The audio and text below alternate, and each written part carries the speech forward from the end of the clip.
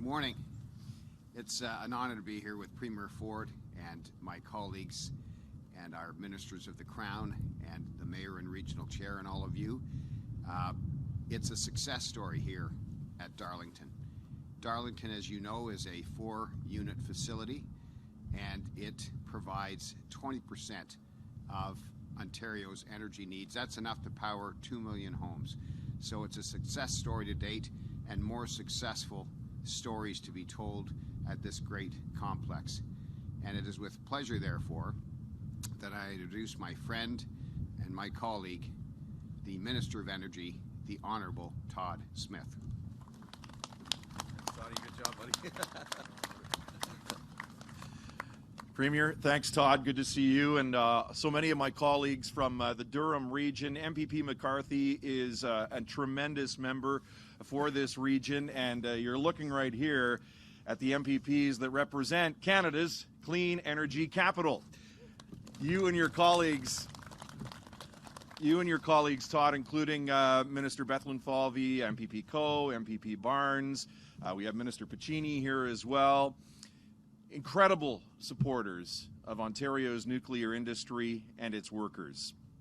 Over the past 4 years, Premier Ford and our government have created an environment that is attracting jobs and investment back to our province. And as Ontario's population grows and investment continues, we're implementing our plan to meet the rising demand for reliable, affordable, and clean energy. Procuring 4,000 megawatts of new electricity generation and storage resources. We're increasing funding by $342 million for energy efficiency programs as well. And we're supporting OPG's continued safe operation of the Pickering Nuclear Generating Station. Exactly, yes, thank you. It was exactly a year ago today that I was on this site to announce OPG's selection of the BWRX 300 for Canada's first grid-scale small modular reactor. The Darlington SMR project is going to power our growing economy. It's going to create new export opportunities for Ontario's nuclear supply chain. And just before I turn it over to Premier Ford, I want to recognize the incredible work of the entire team here. Ken and the team at OPG do magnificent work. They're working hard to deliver this first-of-a-kind project. We also have Mayor Foster and Regional Chair Henry, whose support has been critical to the project, and you just heard from Chief Carr as well. Without your hard work and the hard work of many other partners on this project, too many to name, they're all here under the big tent, none of this work would be possible. And with that, I'll pass it over to Premier Ford for today's announcement. Thanks. Well, good morning, everyone, and boy, it's a little chilly out here, and thank goodness Smitty and I have about 40 or 50 pounds extra insulation to keep us warm. Sorry, Smitty, I had to throw you underneath the bus as well. I want to start off, first of all, thanking all the hardworking men and women that are going to help us build this facility, and thank you, Chief Carr, Ken Hartwig, Minister Smith, and PA McCarthy for joining us up here today. It's great to be back here in Durham region once again, along with Minister Piccini, Minister Bethlen Falvey, PA Coe, PA Barnes, Regional Chair John Henry, and Mayor Foster. I'll tell you, the people of Durham, they're fortunate to have a great lineup like the folks that we have right here. My friends, Ontario's growing fast. And as I always say, over 300,000 people are showing up on our doorstep every year for the next 10 years. Every year, more people and businesses see the promise that Ontario holds. We need to find ways to meet the increasing demand for power and ensure that the families and businesses of this province can afford the electricity they depend on. We need to make sure that Ontario's power supply remains safe and reliable, all while keeping our carbon emissions low. Previous governments didn't do this.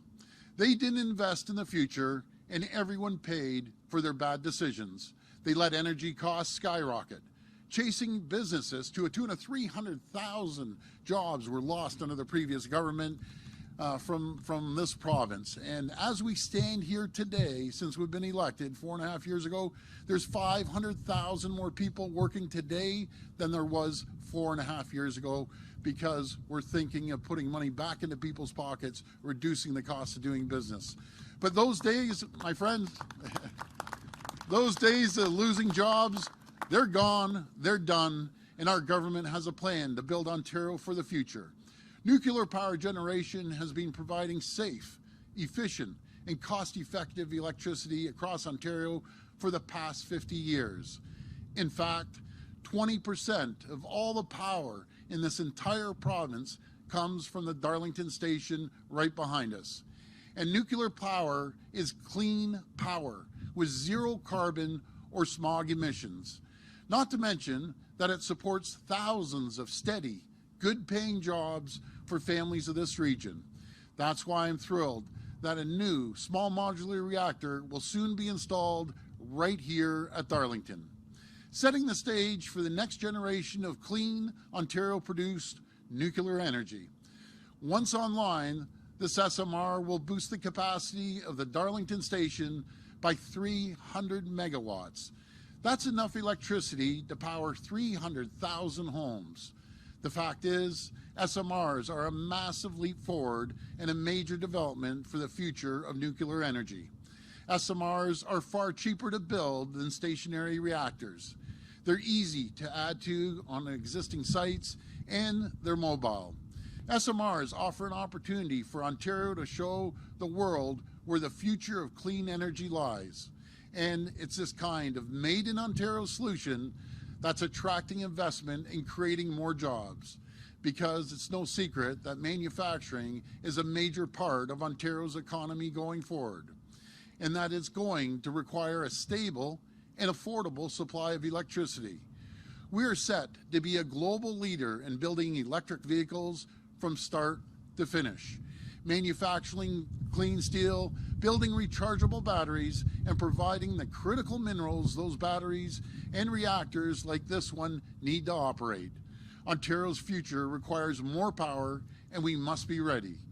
We have to be innovative, and we have to be bold. That's what's happening here at Darlington. Today is more proof that, along with the partners standing next to us, our government is getting it done. We're building Ontario to generations to come. But, my friends, we know there's more to do. We must stay focused, and we can't take anything for granted. As we navigate global economic uncertainty, our government has been hard at work building an economy that can weather any storm, an economy that never loses sight of what's most important: helping people succeed, helping workers succeed. That's the start. It starts with creating the economic conditions that attract investments in growth and good jobs. We've cut red tape to reduce the cost of doing business in Ontario by $7 billion annually. We've kept taxes for people and businesses low. We're investing in skilled trades and a workforce that's prepared for the jobs of today and tomorrow. We're building roads and highways like Highway 413 and the Bradford Bypass. And we're making investments to improve the province's competitive advantage and ensure that Ontario remains the greatest place anywhere to live, work, and raise a family. And while the world faces economic uncertainty and our challenges with inflation are not over, one thing I have complete confidence in are the people of Ontario. They are no harder working people on earth, and I know that together we will accomplish incredible things. Together we will build Ontario. Thank you, and God bless the people of Ontario. Okay, we'll now take questions from the media. Just a reminder, it's one question, one follow-up. Okay. Hi, Premier Siobhan from CTV. Hi, Siobhan. We've heard some concerns from councillors in King Township about the Greenbelt lands that you're looking at for development of housing. That's land that they were hoping to use for development of the new South Lake Hospital. Don't you need to add healthcare that we know is badly needed in that area before you grow the population there? Well, that's actually in our plans. I know South Lake is putting together plans, submitting into the Ministry of Health, and that's one of our priorities. Folks, there's never been more money spent on infrastructure in hospitals in the history of this country, in the history of this province. We're spending over $40 billion, and that number is growing, on 50 sites across Ontario. There isn't a region in this province that's not either getting a massive expansion or getting a brand new hospital. So that's something that we're going to be looking at, and I know the people of Durham are also looking forward to a new hospital. I don't know if you've paid attention to this, but what's been happening at York Memorial Collegiate in Toronto, it's in your nephew's riding. A lot of school violence there, concerns from parents that their kids aren't safe. We're hearing the same from staff as well. I'm wondering if you have any thoughts on what you've seen, what you think might need to happen there, and if there's any room for the province to intervene at all. Well, we always leave that up to the school boards. We don't have jurisdiction to dictate to the school boards what needs to be done. But I'll tell you, if there's any violent crimes, if there's any gun crimes happening, this goes back to the federal government. They're weak when it comes to making sure that when someone gets charged, that there's mandatory sentences out there. We have to look at bail reform. We have JPs, Justices of Peace, that are letting these violent people out in 2 days. There's no secret. I have 3 son-in-laws that are police officers. I talk to police officers every single day. Their biggest frustration, there's a shooting in the neighborhood, they catch the bad guy, and guess what?